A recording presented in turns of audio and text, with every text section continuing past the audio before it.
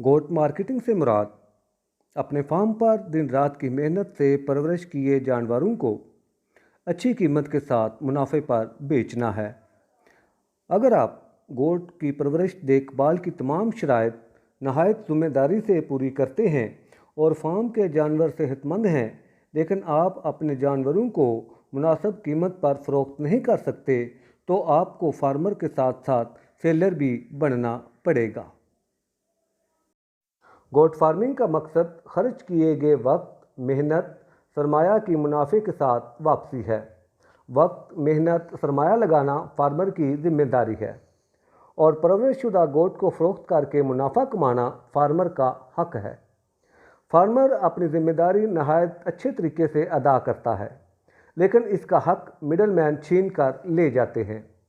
Commercial गोट farming में जब तक फार्मर एक अच्छा सेलमैन नहीं बनेगा तो फार्मर सारी ज़िंदगी फार्मर ही रहेगा, एक अच्छा बिजनेसमैन नहीं बन सकता।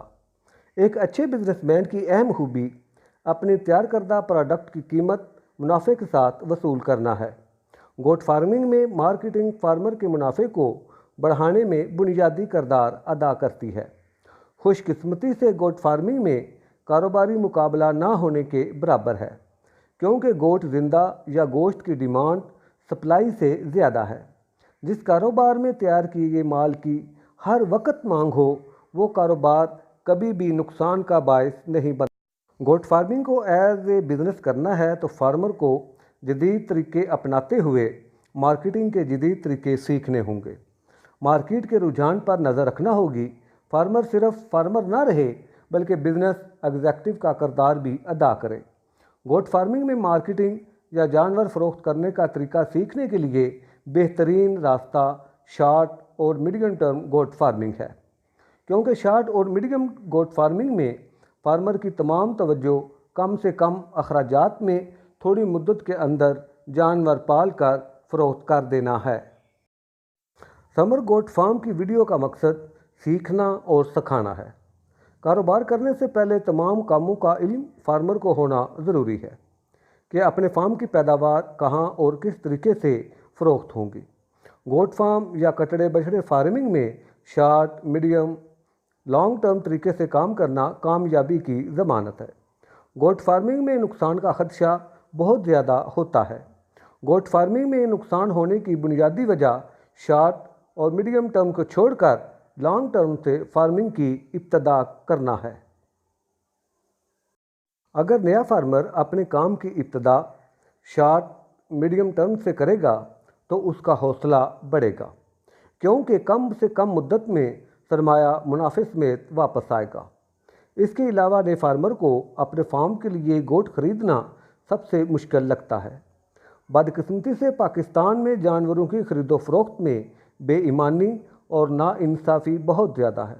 नया शौक़ रखने वाले को चालाक व्यापारी या पुराने फार्मर घटिया जानवर ज़्यादा कीमत पर फ़रोख्त कर देते हैं, ऑनलाइन और कार्गो की सहूलत का झांसा देकर लूट लेते हैं। नया फार्मर सोशल मीडिया मवाद से मुतासर होकर गोट फार्मिंग करने का फ़ैसला कर लेता है और चंद एक मुखलस अफराद को छोड़कर बाकी नामे नहाद तजर्बाकार फार्मर नए शौकीन फार्म अफराद की मत मार देते हैं और सफ़ेद रंग का बकरा राजनपुरी बताकर फ़रोख्त कर देते हैं। जब नया फार्मर इस राजनपुरी बकरे को चंद माह परवरिश करने के बाद फ़रोख्त करता है तो कीमत ख़रीद भी वसूल नहीं होती और नया फार्मर 1 से 2 साल के अरसा में लाखों का नुकसान कर लेता है और फार्मिंग को हमेशा के लिए छोड़ देता है और दूसरे अफराद की हौसला शिकनी का सबब बनता है। बिजनेस मालिकान ऐसे ही कारखानों, फैक्ट्रियों के मालिक नहीं बन गए। पहले उन्होंने अपने कारोबार की इब्तदा सामान की फ़रोख्त परचून से की, थोक में माल ख़रीद कर परचून में बेचा, ताल्लुकात बढ़े तो तरक्की की और थोक माल फैक्ट्रियों से ख़रीद कर परचून वालों को फ़रोख्त करना शुरू कर दिया। मज़ीद वक्त गुजरा, काम की समझ आई तो इसी काम की फैक्ट्री बना ली और काम करने के दौरान जो ताल्लुकात बने उनकी बुनियाद पर अपनी फैक्ट्री का माल फ़रोख्त किया। यही मिसाल अब गोट फार्मिंग पर लगाई जाए तो नुकसान का सवाल ही पैदा नहीं होता। हर बिजनेस का एक तरीक़ेकार होता है जिस पर अमल करना कामयाबी के लिए इंतहाई ज़रूरी है। नए कमर्शियल फार्म का आगाज़ बकरियों से करना घाटे का सौदा है। ये सवाल बहुत अहम है कि लॉन्ग टर्म से फार्म का आगाज़ नुकसान का बायस क्यों बनता है। क्योंकि फार्मर नया होता है। बेशक बहुत ज़्यादा गोट फार्मिंग को स्टडी किया हो, लेकिन इल्म तजर्बे का मोहताज होता है और तजर्बा अपनी कीमत लेता है। सियाने कहते हैं कि अगर किसी काम के बारे में मुकम्मल मालूमात हों फिर भी किसी तजर्बाकार से मशावरत कर लेना कामयाबी का बायस है। पहले मरहले में ही गोट फार्म प्रोडक्शन की फैक्ट्री लगा लेना नफ़ा तो दूर की बात, अपने लगाए हुए सरमाए को बचा लेना भी बड़ी बात है। मीडियम टर्म से फार्मिंग का आगाज़ करें। फैटिंग प्रोसेस से फार्म के अमली काम का तजर्बा हासिल करें। माल ख़रीदने और फ़रोख्त करने का हुनर सीखें। जब किसी को चीज़ फ़रोख्त करने का तरीका आ जाता है तो वो मिट्टी को सोना बनाकर बेच सकता है। गोट फार्मिंग में अगर कामयाबी हासिल करना है तो मार्केटिंग सीखना होगी। पैसा लगा लेना कोई बड़ी बात नहीं, असल कमाल लगाए हुए पैसे से मुनाफा कमाना है और अपनी कारकर्दगी को बढ़ाते हुए बड़ा कमर्शियल गोट फार्म बनाना है। आज की वीडियो का सबक यही है कि गोट फार्मिंग की इब्तिदा मंडी या मुकामी सतह से आम नस्ल के कम अज़ कम 3 माह और ज़्यादा से ज़्यादा 4 माह उम्र की गोट खरीद लें और फरबा करने के असूलों पर अमल करते हुए वज़न बढ़ाकर फ़रोख्त कर दें। इस तरीक़ा को मीडियम टर्म फार्मिंग कहा जाता है। अगर 90-120 दिन का पहला फ्लाक नुकसान पहुंचाए बगैर मुकम्मल हो जाता है तो आपने मुनाफा बख्श गोट फार्मिंग की बुनियाद रख दी। दूसरा, तीसरा फ्लाक इंशाअल्लाह आपको नफ़ा देगा। 1 साल मीडियम टर्म फार्मिंग लाजमी करनी चाहिए। 1 साल के तजर्बे के बाद फार्मर की सलाहियत, इत्तमाद, जानवर ख़रीदने और फ़रोख्त करने की तकनीक में बेहतरी आ जाती है। 1 साल मीडियम टर्म गोट फार्मिंग से फार्मर इस काबिल हो जाता है कि लॉन्ग टर्म फार्मिंग कामयाबी से कर सके। Medium term farming goat farming सीखने का स्कूल है। ये स्कूल अमली तौर पर कारोबार का अहम तरीन काम मार्केटिंग सिखाएगा। नए गोट फार्म के लिए पहले 1 से 2 साल बहुत अहम होते हैं और इसी अरसे में गोट फार्मर या तो कामयाब होकर दूसरों के लिए मिसाल बन जाता है या नाकाम होकर नए गोट फार्मर के लिए हौसला शिकनी का बायस बनता है। मीडियम टर्म हो या लॉन्ग टर्म, बुनियादी तरीक़ेकार एक ही है।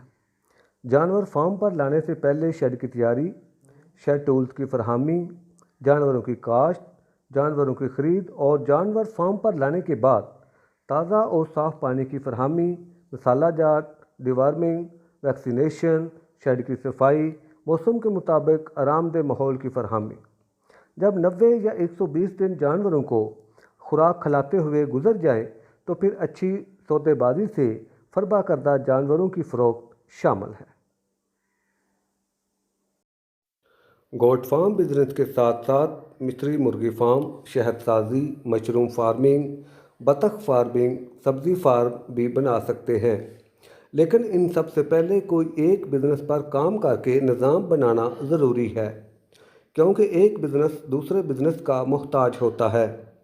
कारोबार के लिए जितना आइडिया जानदार होगा, कारोबार की तरक्की के चांस बढ़ते जाएंगे।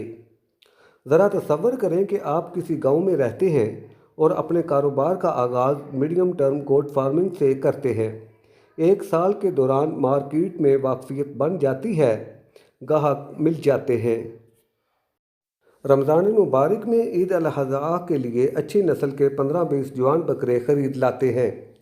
मीडियम टर्म का तजर्बा होने की बिना पर ईद के लिए बकरे सेल करना मुश्किल ना होगा और दूसरों से अच्छा मुनाफा कमाएंगे। इसके साथ आप गोट फार्म के साथ ही छोटा सा मिस्री मुर्गी फार्म की इब्तिदा भी कर लेते हैं, तो मार्केट में वाकफियत होने की वजह से आप चिकन, अंडे, मटन शॉप का आगाज़ भी कर सकते हैं। आज देसी खुराक का क्रेज़ लोगों में बढ़ रहा है। अर्ज़ करने का मकसद ये है कि अगर पहले कारोबार की बुनियाद मुनाफा बख्श रखती हो तो फार्मिंग से जुड़े दूसरे कारोबार करना ज़्यादा मुश्किल साबित नहीं होते। सिर्फ एक निज़ाम या तरतीब बनाने की ज़रूरत है।